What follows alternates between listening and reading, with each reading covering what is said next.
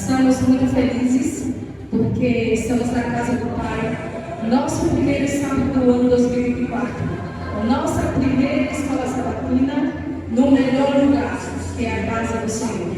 Nesse momento, convidamos o ancião de nossa igreja, que vem carregando a Bíblia, que é a nossa única regra de fé.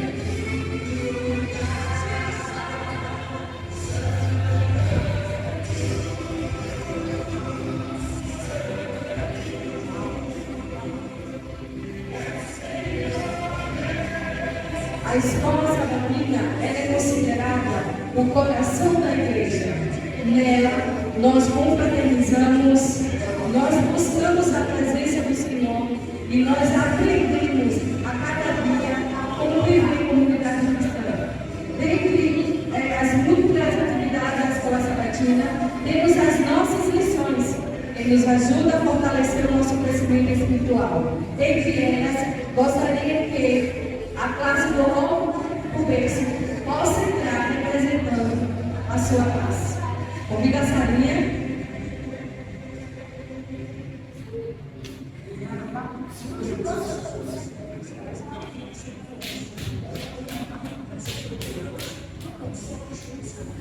Em sequência, convido a classe dos primários.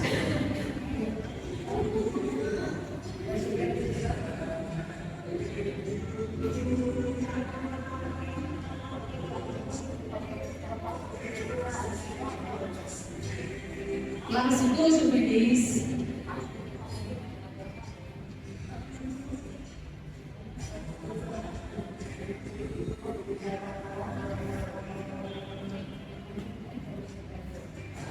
Classe dos adolescentes.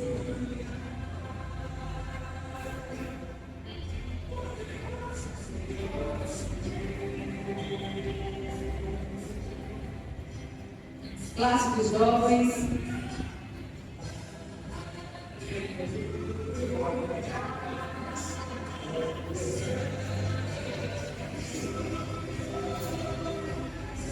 Classe dos adultos.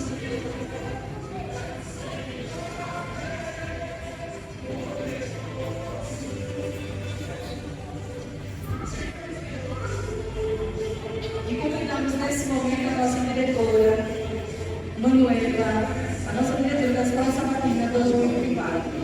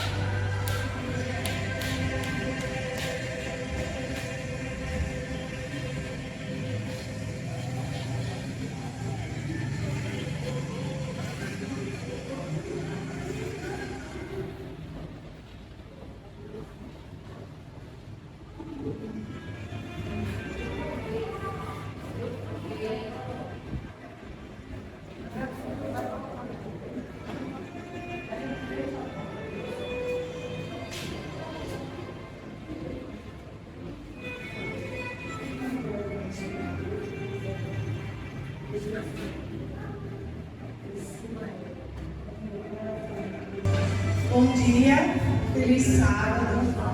Sejam todos bem-vindos à nossa primeira Escola Sabatina de 2024.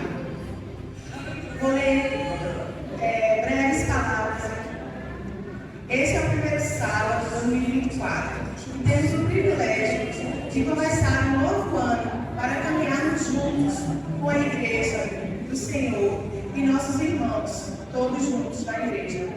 Bem-vindos à Escola Sabatina, bem-vindos ao primeiro trimestre, bem-vindos ao ano de 2024. Até aqui o Senhor nos ajudou e não temos dúvidas de que Ele continuará conosco. Hoje, declare que Deus é sua fortaleza e refúgio, e que continue bem presente em sua vida durante este ano novo que se inicia. Que este seja um ano de muito estudo e aprendizado da palavra de Deus. Todos os professores, para que a gente possa fazer um voto.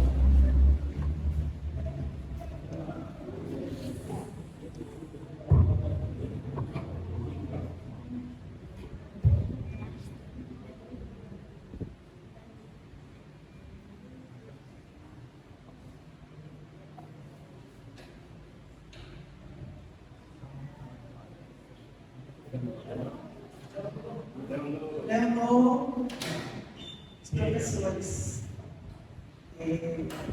Edson,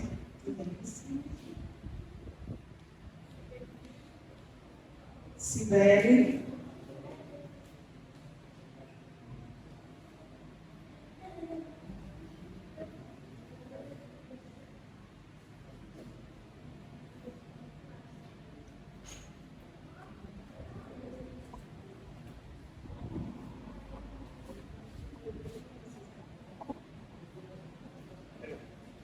eu vou ler e vocês vão repetindo comigo. Voto da Escola Sabatina. Pela graça de Deus, farei todo o esforço necessário por tornar próspera a Escola Sabatina, estudando a cada dia a Bíblia e a lição, sendo pontual e assíduo, cumprindo a missão conforme meus dons. Amém.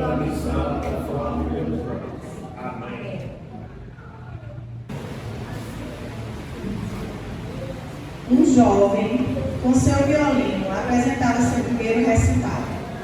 O auditório estava lotado e a cada música apresentada, ele era aplaudido com entusiasmo. De repente, ele tocou uma música sacra. Jesus alegra a alegria dos homens. Então o auditório ficou de pé e o aplaudiu freneticamente. O jovem músico agradeceu os aplausos e pediu que todos aplaudissem Jesus em dobro, porque ele era o personagem principal daquela apresentação. Por isso, quando alguém louva a Deus, ele deve ser visto como centro do louvor.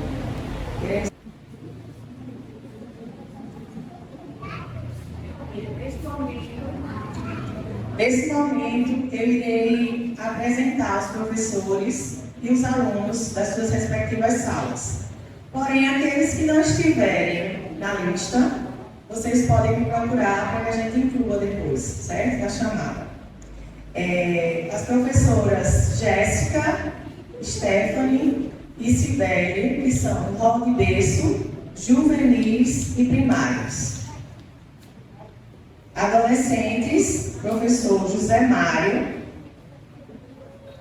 Alunos, Alifer, Luan, Christopher, Larissa e Stephanie. Jovens, professor Francisco. Anderson, Ailton, Irineu, Verônica, Maicon, Andriele, Jefferson, Jéssica, Malviane, Genildo, Taline, Paula.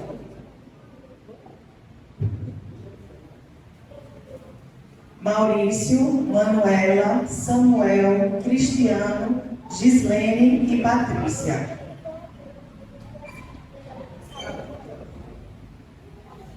Classe dos adultos, professora Caroline. Adultos 1, Joabson, Tassilene, Marcelone, Ramos, Shirley, José Soares, Arielle, Danielson, Brivaldo, Sueli Maria, Fátima, Dedinho, Mary e Messia. Adulto 2, professora Leonor.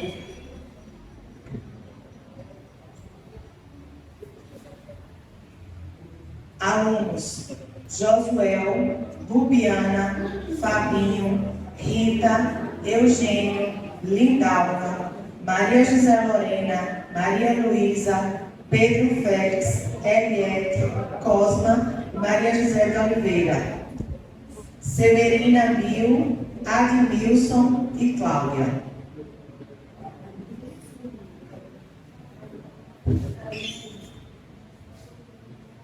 Nesse momento, chegamos ao estudo da lição da semana. Esse é o momento que dedicamos nosso tempo ao aprendizado que nos faz crescer espiritualmente.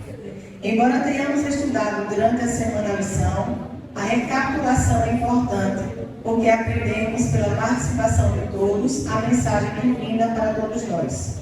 O assunto desse primeiro trimestre de 2024 é sobre o livro de Salmos. Esta semana, o estudo foi Como Ler os Salmos e nos mostrou como esse livro tem uma importância grandiosa na adoração a Deus.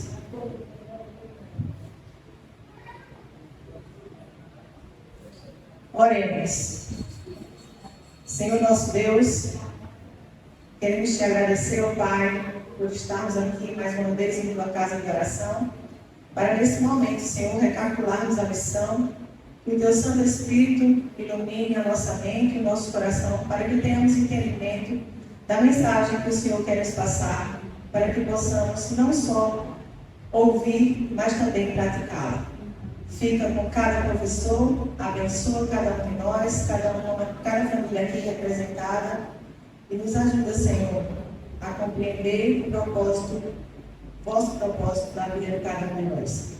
É o que pedimos no santo nome do nosso Senhor Jesus Cristo. Amém. Feliz sábado. Mais um técnico dentro da escola sabatina, todo mundo nas suas classes, seus professores estudando a lição, uma belíssima lição. Chegamos ao final de mais uma escola sabatina e aprendemos neste sábado que os salmos são orações em forma de poesia inspiradas por Deus. Os salmistas expressam seus sentimentos e suas experiências que nos servem de modelo de oração quando estivermos enfrentando situações semelhantes. Um homem que estava para ser operado e estava muito apavorado disse ao médico: antes da anestesia, posso recitar o Salmo 23? O médico-chefe disse: pode recitar sim. Estamos precisando de conforto espiritual nesse momento tão delicado. Quando o paciente terminou o salmo, havia uma quietude na sala e a cirurgia foi demorada, mas foi um sucesso, porque os corações se acalmaram. Obrigado pela sua presença neste sábado e eu convido a todos os irmãos para ficar de pé e cantarmos o hino 367. Falar com Deus, 367. Amém? Vamos curvar nossas frontes para falar com o nosso Deus. Querido Deus, amado Pai, estamos todos aqui na Tua presença para te agradecer pela liberdade, Senhor, de estar mais uma vez aqui na Tua casa para te louvar e te adorar no Teu santo dia, enquanto nos é permitido. Nos abençoe, Senhor, abençoe também a escola sabatina que dá início nesse ano e possa ser uma bênção para cada um de nós. É isso que eu te agradeço, em nome do teu filho amado Jesus.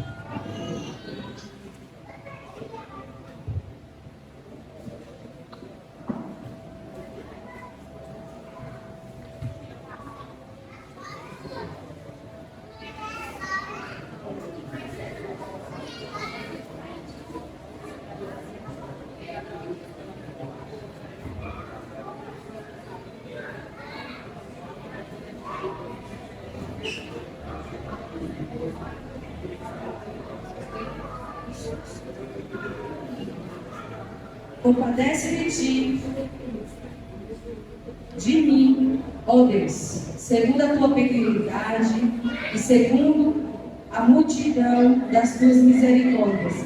apaga as minhas transgressões. E lava-me completamente da minha iniquidade e purifica-me do meu pecado. Pois eu conheço as minhas transgressões e o meu pecado está sempre diante de mim. Pequei contra ti somente, e fiz o que é mal perante os teus olhos, de maneira que serás justo por justo no teu falar e puro no teu julgar. Eu nasci na iniquidade, e em pecado me concebeu minha mãe. Eis que te comprazes na verdade, no íntimo e no recôndito, me fazes reconhecer a sabedoria. Purifica-me com isopo e ficarei limpo. Lavei-me e ficarei mais alto que a neve. Faze-me ouvir júbilo e alegria, para que exultem os ossos que esmagaste. Esconde o rosto em meus pecados e apaga todas as minhas iniquidades. Cria em mim, ó Deus, um coração puro e renova dentro de mim um espírito inabalável. A escola sabatina chega ao final, mais uma vez, queremos agradecer a todos e que no próximo sábado todos possam estar presentes.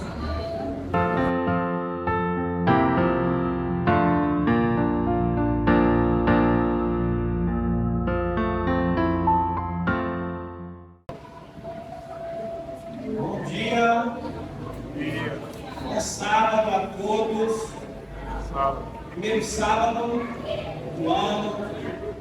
Eu acho que muitos aqui já fizeram seus votos, têm suas expectativas para esse ano que já iniciou.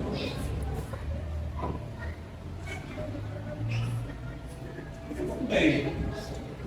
Você é bem-vindo nesse lugar. Deus está feliz porque você veio. A igreja também. Eu gostaria, mas mais nada, que abrisse a palavra de Deus, Evangelho de João, capítulo 12. Trouxe a Bíblia. Eu queria pedir carinhosamente, pessoal que tem alguma coisa para resolver, resolva logo. Esse é o momento divino. Na medida do possível, se precisarem beber água, vão logo. Coloque os filhozinhos perto de você para que eles se acostumem a estar sentadinhos ouvindo a palavra de Deus. Eu sei que nem sempre a gente vai ter sucesso nisso, mas na medida do possível vai educando ele para ficar do seu lado, e assim ele vai crescendo na igreja, sabendo que esse momento ele tem que ficar sentadinho, ouvindo a palavra de Deus. Mesmo que alguns não entendam o que vai ser passado, as leituras, mas o comportamento fica. Ele sempre, quando ele crescer, nesse momento ele vai ficar sentadinho, porque sabe que tem alguma coisa importante sendo falado na frente para o crescimento de todos. Evangelho de João, capítulo 12. Eu fui convidado pela diretora do Ministério Pessoal para estar partilhando essa primeira mensagem no sábado do ano.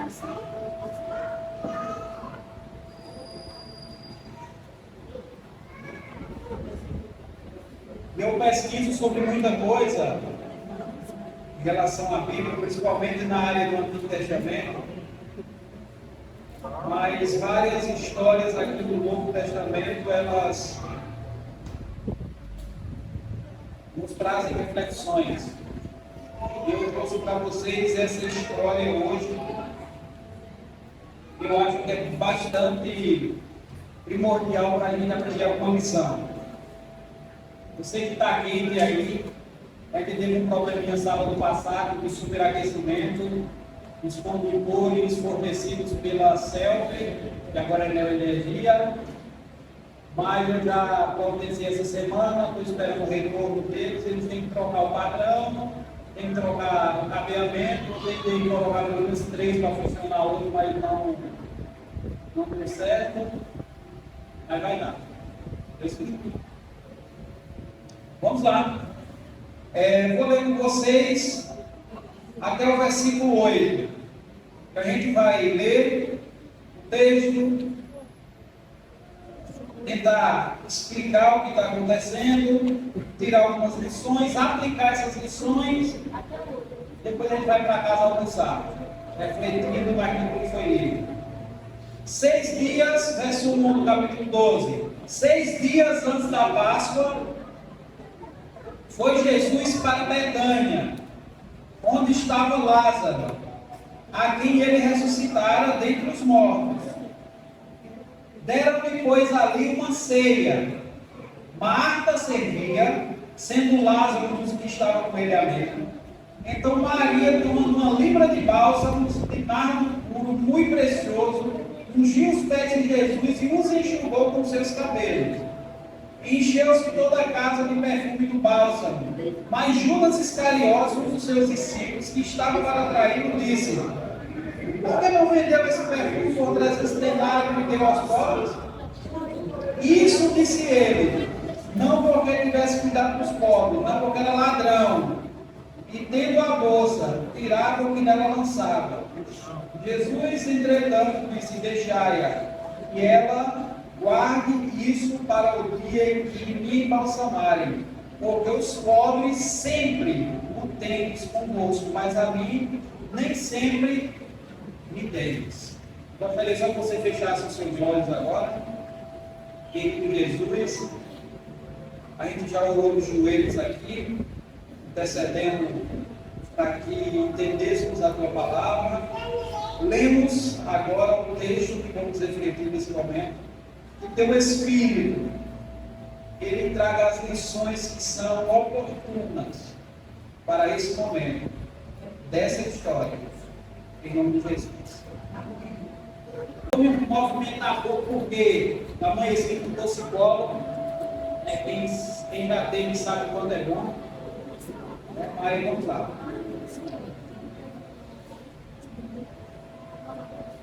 Faltava 6 dias para uma grande festa dos judeus, uma das principais festas dos judeus, que era a Páscoa. E convidaram Jesus para um jantar, para uma ceia. Jesus gostava de estar nesse momento. Em vários momentos na Bíblia, Jesus é encontrado à mesa comendo com as pessoas. Nas celebrações que Jesus era convidado para ir, sempre tinha comida. Oxalá, todo mundo de sábado, nós terminássemos com o almoço, e só depois do almoço nós fôssemos para casa. Jesus gostava tanto de comer com as pessoas, de festejar com as pessoas, e quando você vai para o livro de Mateus, os judeus acusaram de beberrão, comelão, tomador de vinho. De tanto que ele gostava.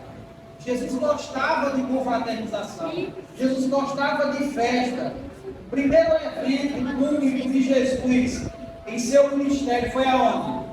Uma festa de casamento.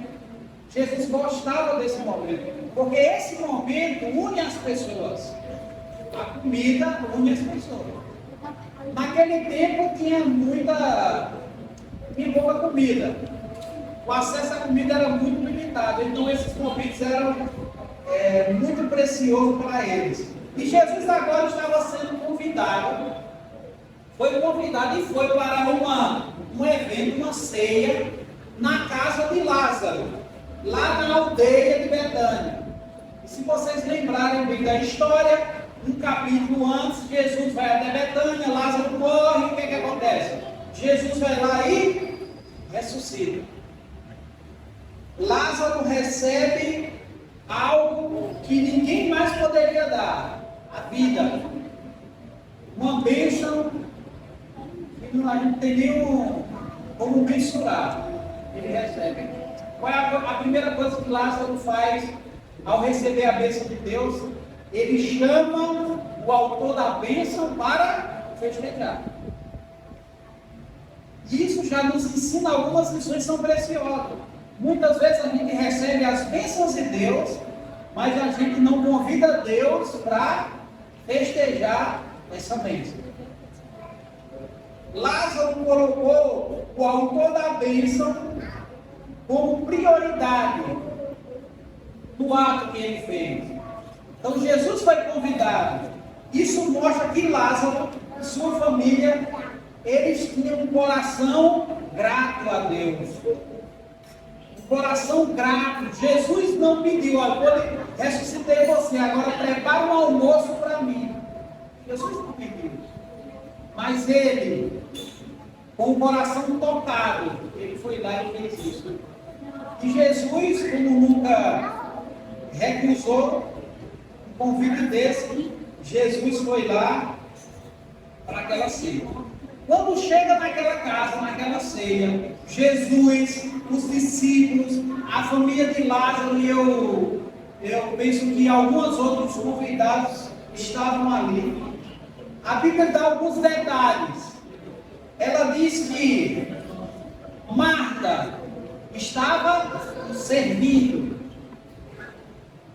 E se você lembra da história anterior, de algumas outras histórias anteriores envolvendo Marta, Maria e Lázaro, Marta sempre teve o dom ou a disposição de servir. Outra feita, Jesus visita Marta e Maria, e Marta estava fazendo o quê? Marta estava servindo e Maria aos pés de Jesus. Nesse momento aqui, pós-ressurreição, a Bíblia diz que Marta estava servindo. E aqui está um tipo de pessoa que exige um tipo de dom de servir. Marta era uma mulher servidora. Ela usava o que ela sabia, o que ela tinha para servir a Jesus. Para servir a Jesus. Lembrando que no primeiro episódio, Jesus vai na casa dela. Marta serve, está servindo, e Maria está aos pés dele. E Marta recomenda que Jesus peça que Maria vá. E Jesus não está criticando o ato de Maria e Marta servir naquele episódio. Está apenas dizendo que Maria escolheu a melhor parte. Jesus não está desmerecendo o serviço proporcionado por Marta, mas ele está dizendo que existe, que Maria também estava fazendo algo muito importante. E talvez naquela ocasião mais importante. Então Marta aqui está servindo. E eu disse que Lázaro, sendo Lázaro, estava com ele à mesa. E agora começa a parte musical da história. Todo mundo, Marta está servindo, todo mundo está à mesa, comendo, bebendo. Daqui a pouco chega Maria, a Bíblia diz, e toma uma libra de bálsamo de nardo puro, um perfume caríssimo, preciosíssimo, e começa a despejar nos pés de Jesus. E aí tem toda uma questão histórica, que a mesa naquele tempo não é igual hoje como a gente se serve, mas as pessoas ficavam como se fossem sentadas no chão, e a mesa era baixinha, tinha 3 pés e tal, e Maria vai por trás de Jesus e lava os pés de Jesus. Maria não se abaixou embaixo da mesa, não era funcional, mas isso é outra história. A questão é que Maria faz algo inusitado. Maria pega um perfume, um bálsamo precioso, caro, e lava os pés de Jesus. Ninguém esperava por essa cena, porque na época de Cristo, quando chegavam os visitantes em sua casa, era costume de hospitalidade, os empregados, lembre-se disso, os servos, não era o pessoal da casa, mas os servos lavarem os pés dos visitantes. Então eles pegavam um balde com água e lavavam os pés daqueles que iam se acomodar naquela casa. Então Maria está se colocando na posição de serva, está se inferiorizando na sua posição social e está lavando os pés de Jesus, não com água, mas usando o melhor que ela tinha acesso naquele momento. O melhor que ela tinha acesso naquele momento, ela usou para demonstrar uma gratidão também por Jesus. Dizem os especialistas na área de conversão de moedas, de valores, que esse perfume era equivalente ao valor de comprar uma motocicleta hoje.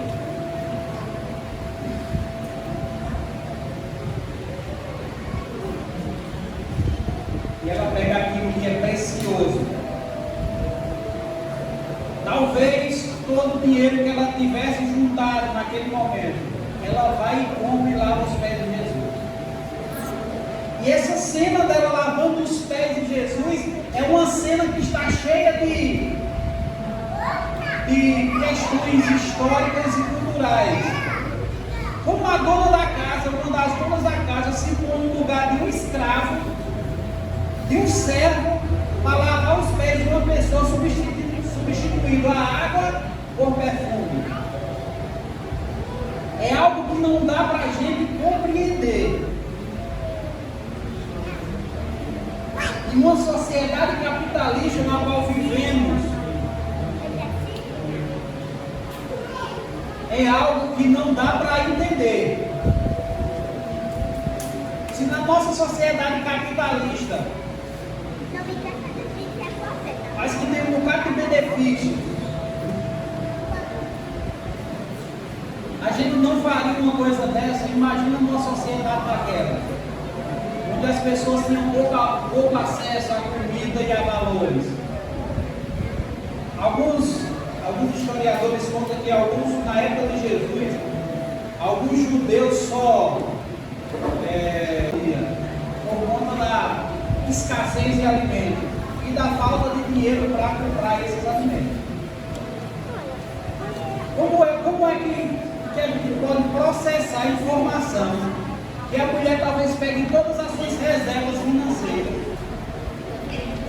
compre o que havia de melhor no que tange a perfumes e bálsamo, para simplesmente lavar os pés de uma pessoa?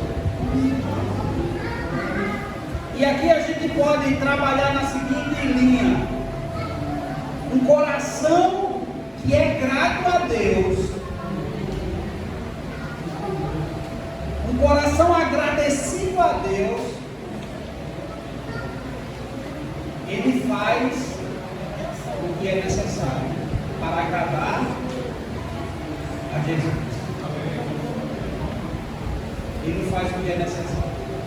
Não existia, queridos, e preste atenção nisso, não existia nenhum preceito ou norma nas leis judaicas que dissesse que deveria ser feito isso. Maria não faz porque tinha que fazer, porque a lei exigia que fizesse, mas ela faz porque no coração grato que ela tinha, o Espírito a impulsionou a fazer aquilo.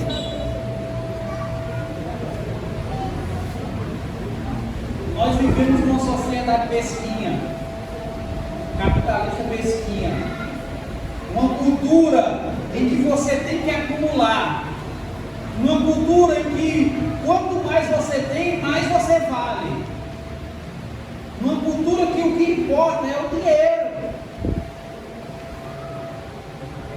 E às vezes para o mestre, para as coisas do mestre, a gente joga só migalhas.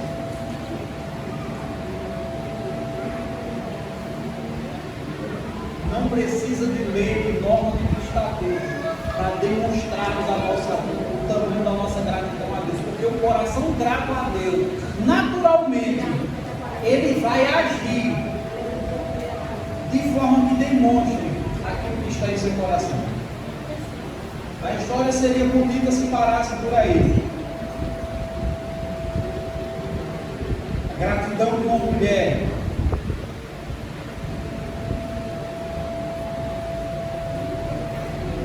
que faz todo o esquema, derramar o perfume, enxugar os seus próprios cabelos. A casa toda encheu-se daquele aroma. Cena bonita. Talvez os anjos e Deus escrevendo isso nos registros do livro. Essa coisa muito bonita. Se terminasse no versículo 3, maravilha. Mas nós temos no versículo 4. Mas Judas Iscariotes, um dos discípulos de Jesus, ele estava sentado na mesa com Jesus. Ele olha aquela cena e ele começa a criticar.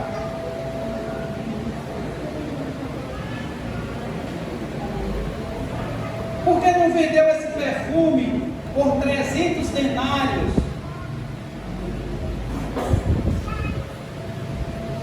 Um ano de trabalho.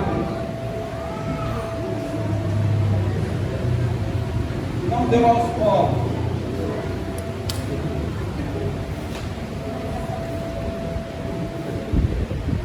E aqui aparece outra realidade que acontece no tempo de Jesus e perpassa para todo o tempo. Na nossa caminhada cristã, na nossa vida cristã, a gente se esforça para fazer o correto, mas vem as pessoas que tentam ofuscar o nosso trabalho.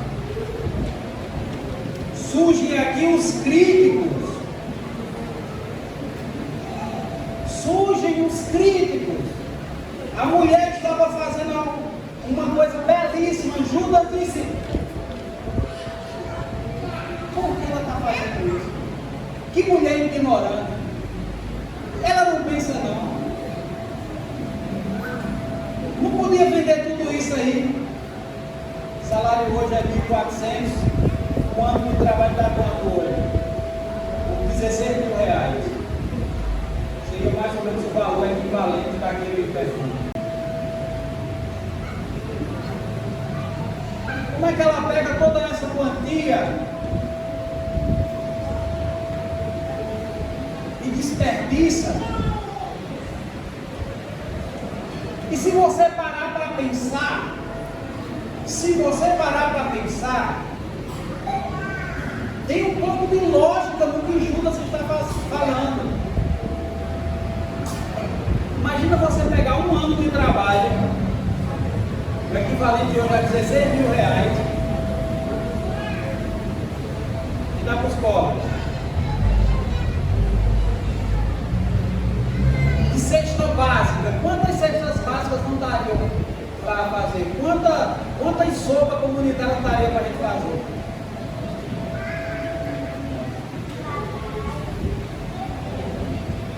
Como é que uma mulher pega uma quantia desse tamanho e desperdiça?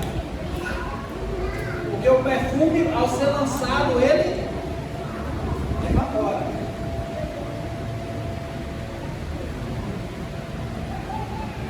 Sabe por que eu estou dizendo isso? Porque quantos de vocês aqui, não precisa responder retórica, quantos de vocês já pegaram o valor de um ano de trabalho e colocaram de uma vez assim na obra de Deus?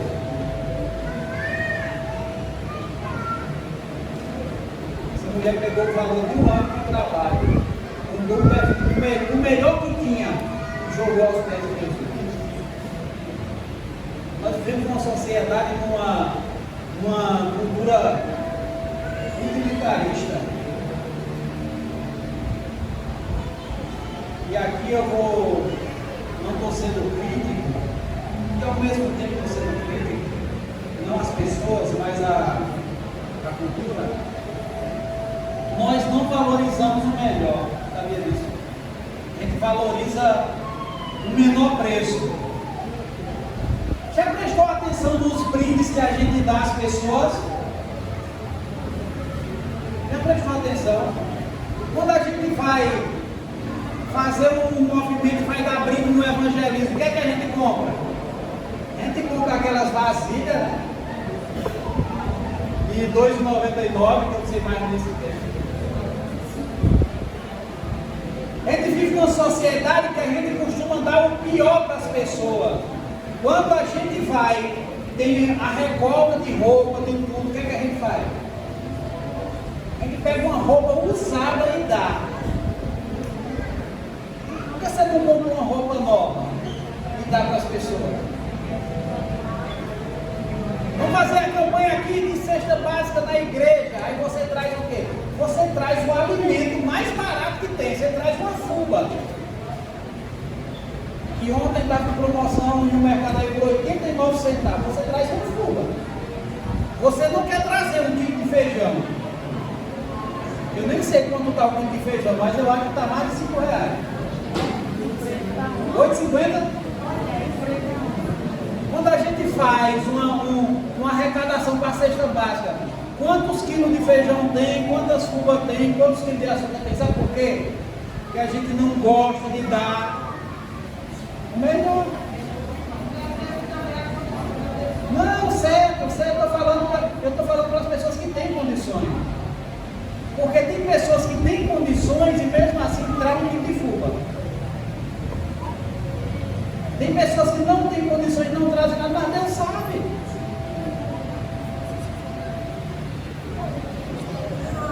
Essa mulher, e esse contraste que eu estou tentando fazer com vocês aqui, que essa mulher pegou um ano de trabalho e comprou o melhor que tinha na época. Qual é o perfume hoje que vale R$16.000? Eu não sei, eu não entendo disso. As mulheres aí devem entender de perfume. Eu uso o que minha esposa compra. Ela compra, eu uso. Se for bom, se for ruim, a culpa é dela. Se eu tiver cheiroso ou fedendo, a culpa é dela. O que ela compra, eu uso. Ou o que eu ganho, né?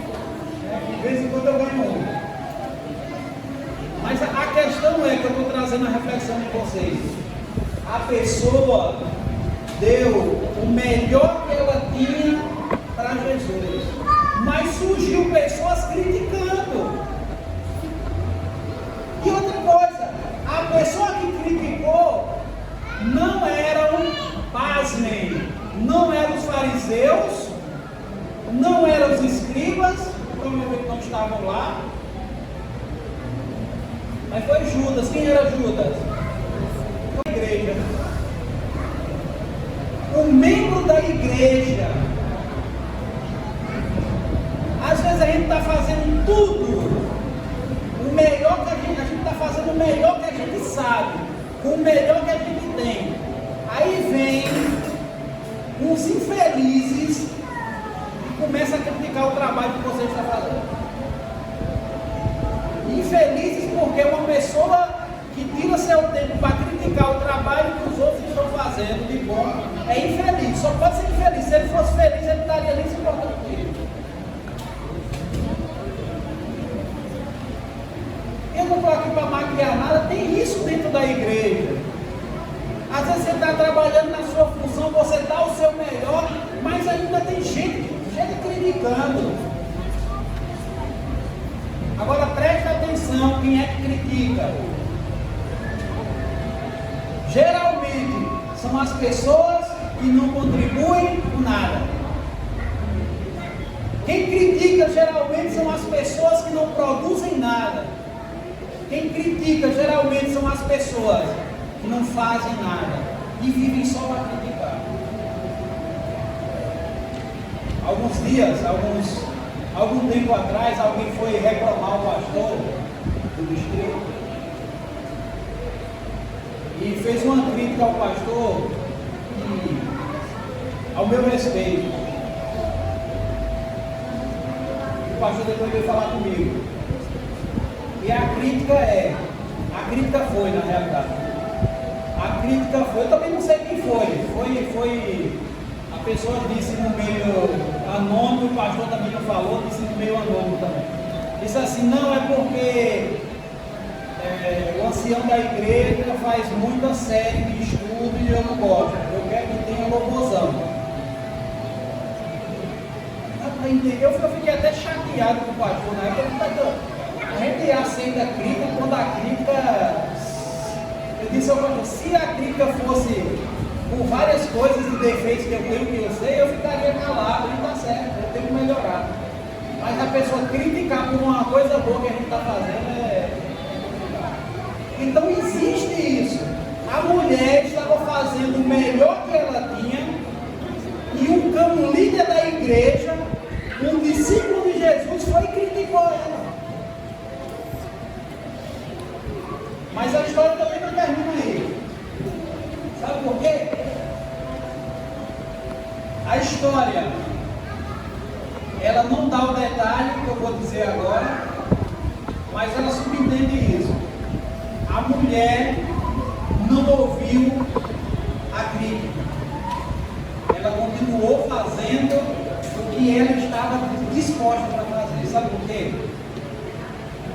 Porque Satanás, o diabo, a antiga serpente, o dragão, ele usa pessoas, mesmo sem elas perceberem, para tentar desanimar a gente do caminho de Deus. E eu já recebi muitas críticas, eu sei que você também, que fala o trabalho de Deus, já recebeu muitas críticas. Mas essa mulher recebeu a crítica de um membro da igreja, mas ela não parou. Ela não parou de fazer o que ela estava fazendo. Então fica um recado para nós, que somos líderes, para nós que fazemos a obra de Deus, os membros que fazem a obra de Deus. Se você está fazendo o trabalho de Deus e tem alguém lhe criticando, não pare. Tem aquela música lá, não pare porque ele está vendo.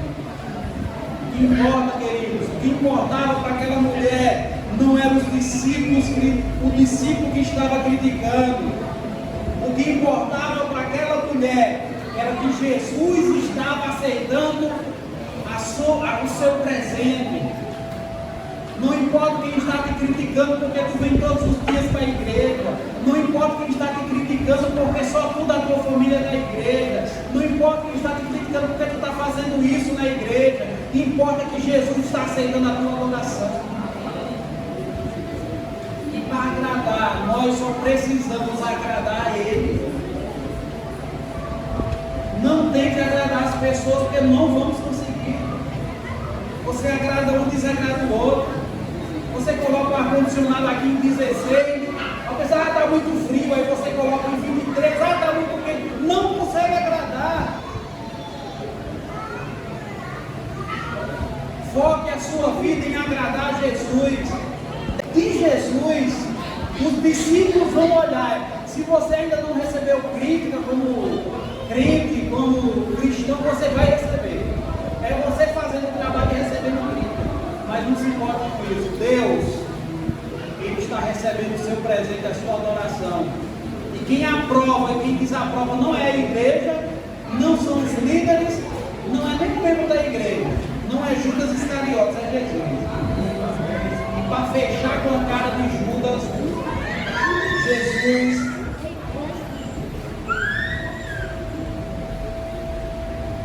no versículo 7 ele disse: deixai-a, que ela guarde isso para o dia que me embalsamarem, porque os pobres sempre têm convosco, mas a mim nem sempre me entende. Jesus olha para aquele discípulo e Jesus repreende o discípulo. Deixe ela.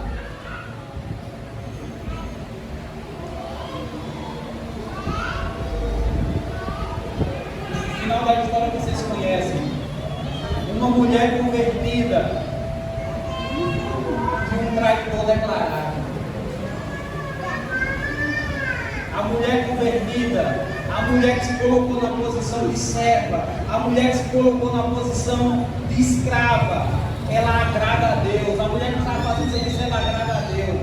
Os críticos terminam como traidores, enforcados no caminho.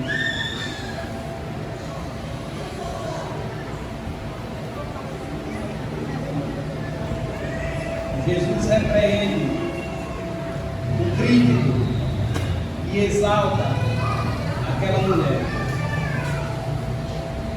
porque Jesus entende algo que nós precisamos entender cada dia mais. Querido, Jesus olha não o que está no exterior, não o que nós temos capacidade de fazer, mas Jesus olha aquilo que está no nosso coração.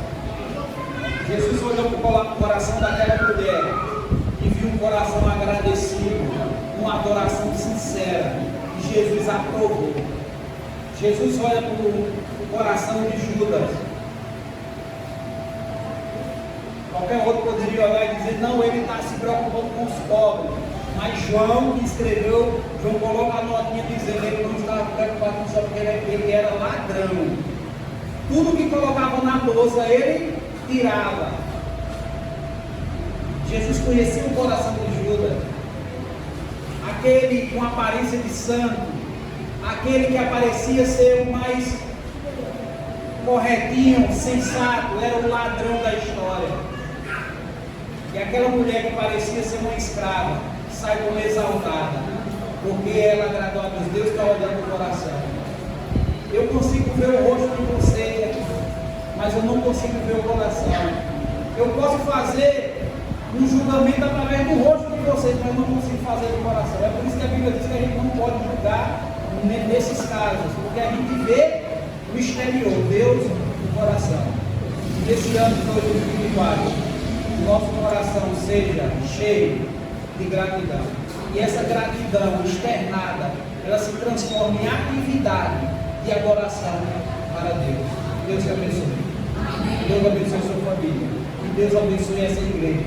E que nesse ano, 2024, nós sirvamos mais e critiquemos menos. Vamos cantar novamente aquela música entrega. Vamos ficar em pé. Cadê o pessoal que canta?